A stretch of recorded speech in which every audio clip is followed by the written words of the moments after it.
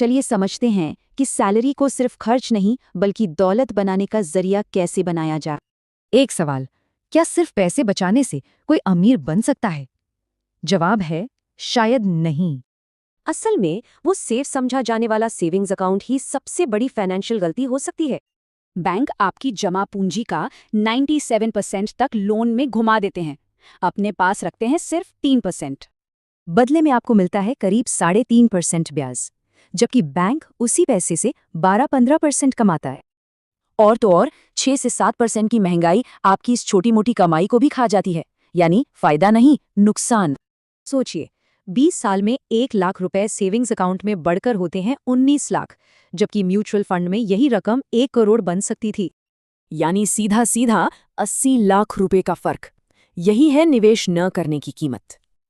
तो फिर इसका हल क्या है? चलिए इनकम के हिसाब से एक सीधा सा इन्वेस्टमेंट प्लान देखते हैं।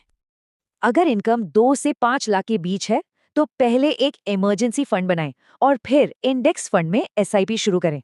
5 से 10 लाख की इनकम रेंज में है तो अब ईपीएफ को मैक्सिमाइज करें और पोर्टफोलियो को बैलेंस करें। और जिनकी इनकम 10 लाख से ज्यादा है वे इंटरनेशनल फंड्स और रीट्स से पोर्टफोलियो को और मजबूत कर सकते हैं। वैसे हर लेवल पर कॉर्पोरेट बॉन्ड्स जैसी सेफ्टी पोर्टफोलियो को एक मजबूत बेस देती है।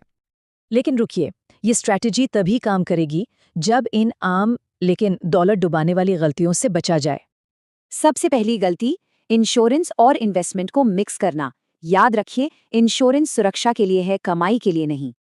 दूसरा, रियल एस्टेट का मोह। मेट्रो शहरों में 2-3% का रेंटल रिटर्न मार्केट के 12-15% के सामने कुछ भी नहीं है।